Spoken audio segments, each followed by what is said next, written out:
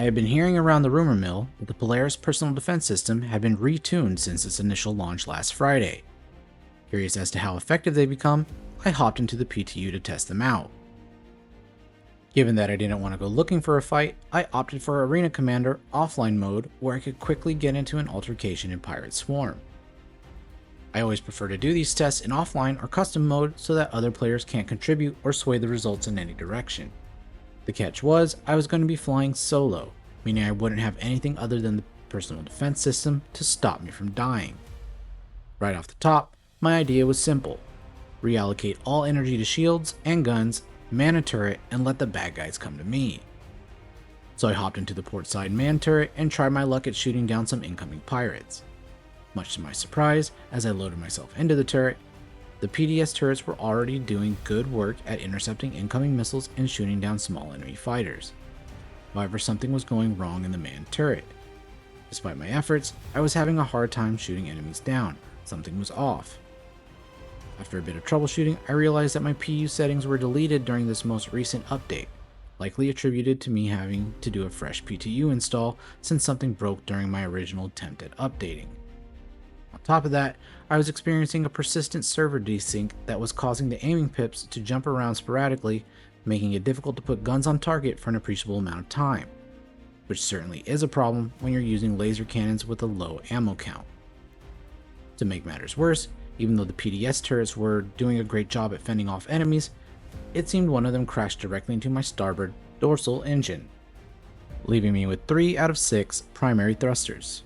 I decided to abandon my turret and check on the status of things in the bridge.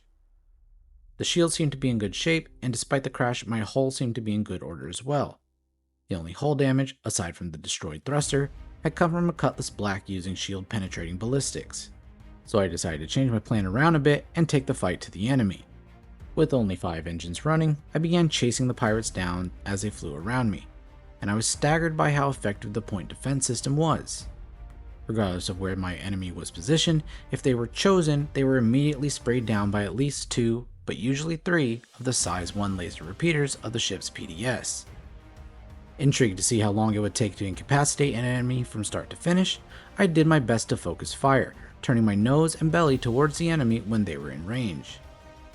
Small fighters were going down in 1 to 2 volleys, and this is likely due to the fact that the PDS turrets didn't really seem to miss. Needless to say, I was impressed. Larger ships, such as the Cutlass Black, took numerous volleys and a bit of chasing in order to take them down, but I wasn't discouraged, as it felt appropriate that not everything was going boom once the AI-controlled guns started firing. Everything seemed to be going well until around the 26-minute mark when the PDS turret stopped firing. I thought maybe it was because the target never locked onto me, but at one point I know it had because it started firing directly at the bridge of the Polaris. I'm not sure if it was a bug or if my PDS system was damaged, but the latter seemed unlikely. After a few failed attempts at restarting the system and having collected enough data, I decided to call it quits on the test.